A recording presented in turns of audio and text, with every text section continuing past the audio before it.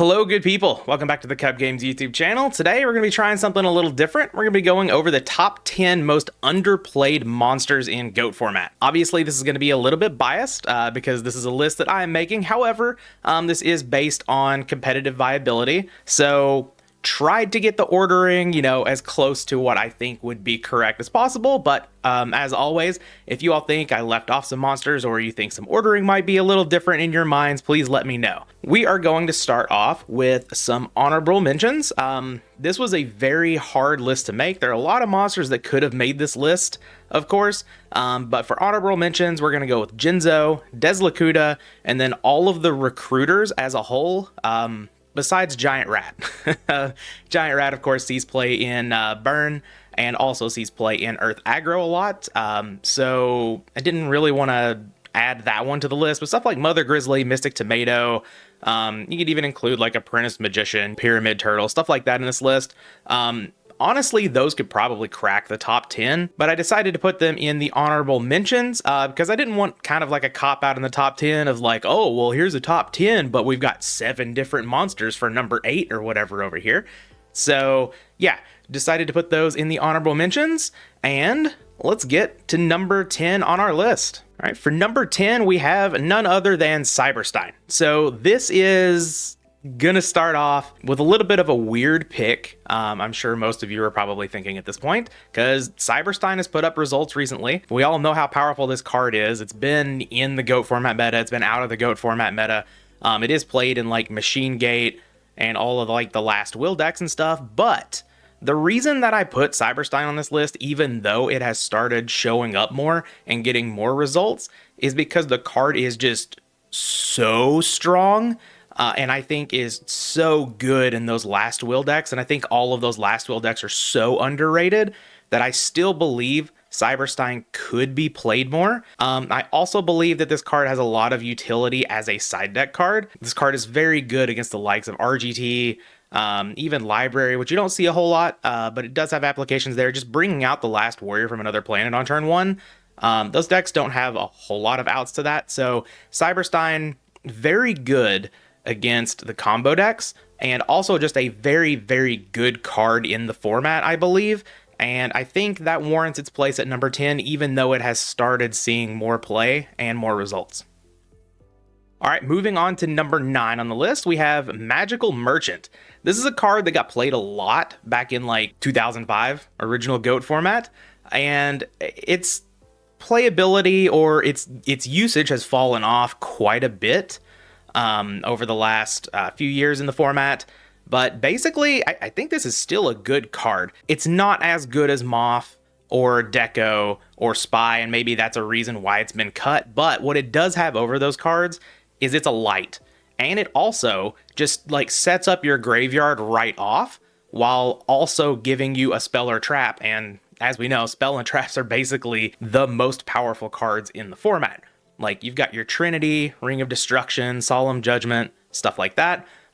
So Magical Merchant being relegated to basically control decks that play Metamorphosis to utilize it a little bit more seems a little like that could be different. I think this card has a lot of playability, just being a light, filling up the graveyard, all of that stuff, while also getting you value out of it. Just feel like this card could be used more, but it is on the lower end of our list because I do understand that we do have other flip effect monsters, like the ones I mentioned, also like Night Assailant, stuff like that, that could just kind of take up the same space that Magical Merchant does in most decks. So I don't think that this is like one of those that, oh, we should be shoving this in every Chaos Turbo list or anything like that. I just believe that this is a good card that has waned in popularity that could see more play in the format.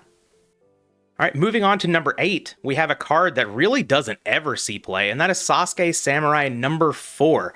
I know there are a few players who advocate for some of the coin flip cards being played, TK Griffiths being one of those, having Top to Tournament with Time Wizard. And Sasuke Samurai number 4 is one of those cards that I believe deserves a spot that could actually see play in the meta. It does have a very powerful effect. Now, obviously, it is a 50-50 of whether you get this effect off, because you do have to flip a coin, you do have to call it right. However, the effect is incredibly powerful. It works like Mystic Swordsman level 2, over a face down, so you can get through flip effect monsters without activating their flip effects with this card. You can attack into Gravekeeper Spy and clear it, something that the Warrior deck already has problems with. This could be one of the answers. You can attack into bigger monsters. Say you've got like a Zaborg or a Mobius or something like that on the board that you really need to get rid of. Sasuke Samurai number 4 does that. Speaking of big monsters, the Warrior deck does struggle with big monsters sometimes. Now, the Warrior deck clearly plays a whole lot of traps, sometimes plays like Smashing Ground, Book of Moon, stuff like that. It's got a lot of interaction, basically, for bigger monsters. So, like, bigger monster isn't, like, end-all, be-all for the deck, but a lot of times they can struggle to get over big things, and that's why Spy is a problem, and some other monsters that may have bigger attacks and stuff like that. That's why a lot of people bring in Zomber of the Dark, stuff like that against the deck. So, Sasuke Samurai is a potential another answer for those cards. Again, it's 50-50, so it is a little dicey, but I do think this card is actually good and underexplored, and I think more people should probably give it its chance to see if maybe this card is a little bit better than just completely unplayable for having like almost zero usage in the competitive scene of GOAT format. Up next in number 7, we've got a card that's probably not going to make people a little too happy here, and that is Royal Magical Library. This deck seeing like almost no usage competitively blows my mind. Royal Magical Library, the deck, the FTK, is actually like, it's inconsistent, sure, but it's better than no usage at all. I think there is a little bit of a stigma around this card. People hate Royal Magical Library, they hate the FTK, and this card is almost exclusively seen in FTK, OTK decks. But honestly, and I know I'm in a minority here, I think combo decks are actually good to have in a format. I think having a variety of play patterns across a format makes a format diverse. It makes it more fun. It polices decks like Chaos Turbo that are just like value engine centric. So I actually think those are good things to have around. And I believe Royal Magical Library is just good. So this card seeing zero play, even though it has a dedicated deck to it that could be competitively viable, it just seems weird to me that it's seeing absolutely no play. I know the combo players are out there. There's not just RGT. There's not just, cat decks, stuff like that we can combo with. We can combo with Royal Magical Library as well.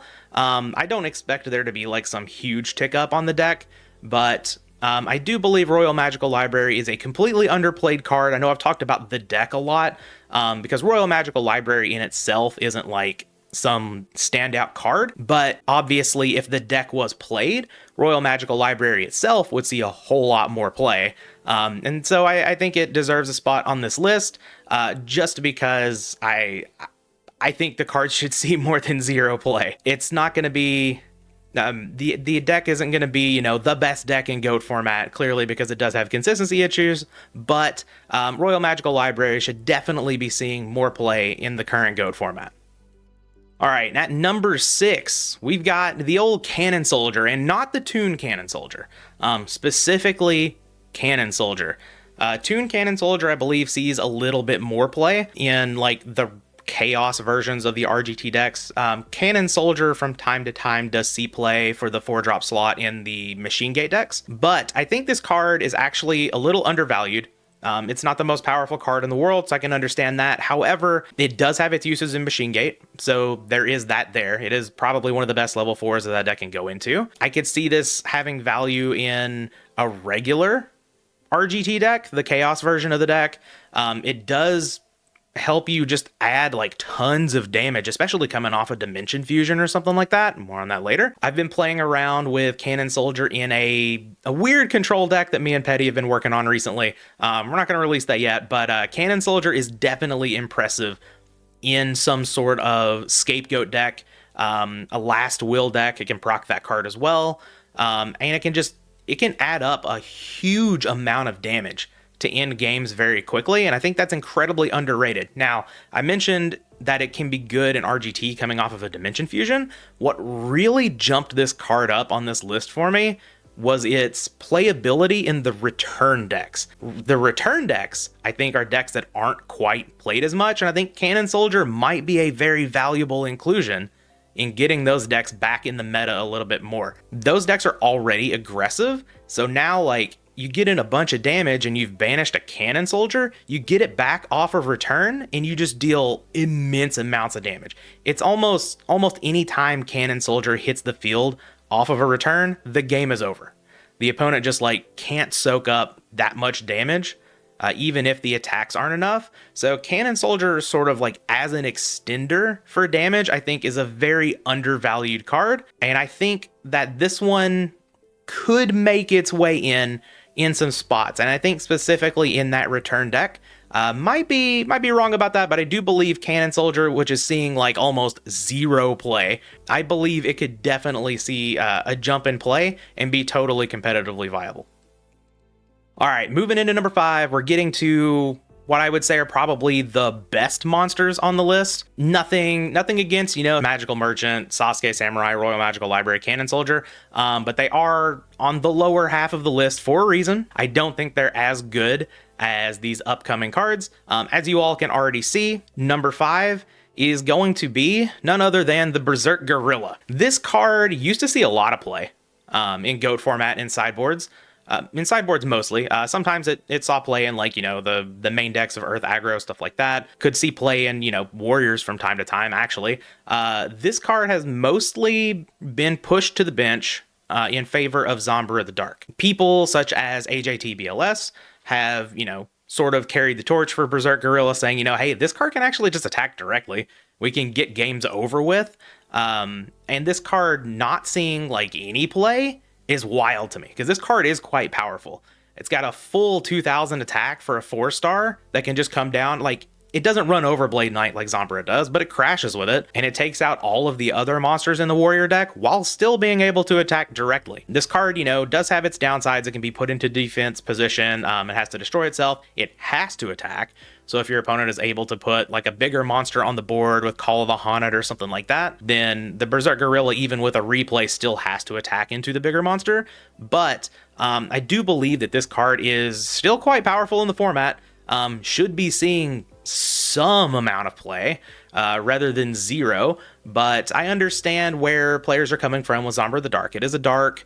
It has 100 more attacks, so it can get over those Blade Knights. It doesn't have to attack. Sometimes you can just sit there passively and just chill with it on the board if your opponent has a big backer or whatever, so you're not soaking up Sakuretsu armors and stuff like that. But I do still believe that Berserk Gorilla should be seeing some play somewhere, either in sideboards, maybe try it out again in Earth aggro, something like that. Berserk Gorilla is just too good of a card to not be seeing play in the format. Up next at number 4, we've got a card that I've been championing in side decks for many videos and for a while, and this is Jowgen the Spiritualist. A lot of people complain about Reasoning Gate. They don't like it. They don't like to play against it. They don't have enough cards to really deal with it. This card destroys Reasoning Gate. This card is awesome.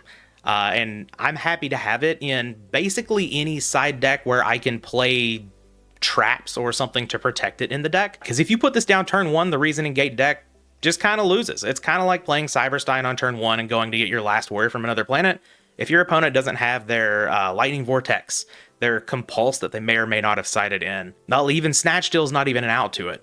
So, like, they've got to have a very small amount of cards to really deal with this, especially if you can protect it. And a lot of times, just turn 1, summon Jowgen, it's lights out. You're going to win the game as long as you're a deck that can, pressure the opponent to a reasonable degree from there. Past that, Jowgen is also good if you're going second. Say your opponent goes off on turn 1 with their reasoning or whatever. They throw down a bunch of monsters. Well, summon Jowgen, activate the effect. All those monsters are gone. So not only can it stop the game and win the game for you just like on the spot, it can also beat what your opponent has done and then act like it was there on the board first, because it still stays. You still lock your opponent out of special summoning further from that position. So this card, especially being a light, this card's really good, I think. And I think, again, this card seeing zero play is just criminal. I think this is a great addition to many side decks. Even if it's just like a 1 or a 2 of, it is very narrow. And I understand people want a lot of their sideboard cards to not be narrow, to work against, multiple different decks, not just fully focused in on one thing. But if you've got a lot of Reasoning Gate in your meta or whatever, having a card that's narrow but wins you the game can be very good in the side, and you don't have to dedicate a whole lot of side slots to it. One or two is generally pretty good. A lot of my decks, I just run one of these. If I draw it, hell yeah, I might just win the game. It's also like, even just like running one or two, you have Sangan a lot to search it and stuff like that. Plus, it is good against some of the other sort of off-meta decks, the Last Will decks, Cat decks specifically. If you can protect the Jowgen in a lot of those matchups, sometimes you can just win. It's a very, very good card, even though it's like, it's not going to see main deck play outside of last turn, which I also believe that is an underrated strategy, so maybe that even adds to Jowgen being so high up on this list. But this card seeing almost no play, it just, that blows my mind. This card is very powerful. I've tested with it for quite a while. I think this card absolutely deserves its place somewhere in the metagame. Get it into GOAT format. All right, we are at number 3, and we are getting close to the top of the list now. At number 3, I've got Mask of Darkness, the flip effect that is the counterpart to Magician of Faith that is often forgotten. Recently, we have seen this card pop up in some Chaos Turbo lists, and I think this card is just, I mean, Magician of Faith is played so much that this card should almost have to see play. Like, obviously the spells are better overall in the format because you have, Pot of Greed, Graceful Charity, stuff like that you can get back with Magician of Faith, Snatch Steal, all that good stuff. But Mask of Darkness gets back Solemn Judgment. If you're playing Tsukuyomi in your deck, Mask of Darkness plus Tsukuyomi, that lock is sometimes better than just the Magician of Faith lock, because you're actually locking your opponent rather than just building up an insurmountable amount of resources.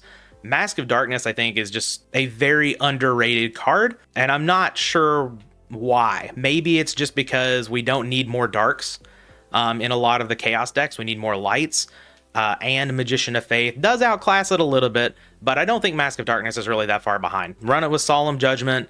It's even good with getting back battle traps against like the aggressive decks and stuff like that. It's pretty good with Ring of Destruction to just add up a ton of damage. You could even get cute with it and play stuff like Time Seal, Drop Off, which not as good as Time Seal, but you could do it. Stuff like that, but that's memeing a little bit. Welcome to the Kuhb Games YouTube channel. We play meme decks here. But yeah, Mask of Darkness, I think is one of the better cards that's not seeing a whole lot of play, and its inclusion starting to creep up a little bit in the turbo decks, I think shows that is absolutely correct, and that this card could absolutely be seeing more play in the format somewhere. Number 2, we've got the whale himself. We have Abyss Soldier. This card sees play from time to time in some of the control decks, normally like the Tom Abyss decks, Mystic Tomato, Sangan, with Abyss Soldier, for those of you who don't know what that is. This card is very powerful. This card wrecks a lot of the stall decks. I know from playing Pac-Man a lot, specifically, Abyss Soldier is an absolute nightmare. Not only is it a big attacker, not only can it take your face down monsters and get them out of here so you can't get value out of flip effects and stuff like that, but it can also remove floodgates for a turn, and a lot of times that's enough. Abyss Soldier sometimes for those stall decks makes them overextend into Heavy Storm, because you can't just play one, because Abyss Soldier is just going to bounce it. So you have to play multiple, and then you can just Heavy Storm and then deal with their monster and start putting on a whole bunch of pressure with this card. This card is very good. It's very good against Chaos Turbo. It's even fine in the aggressive matchups.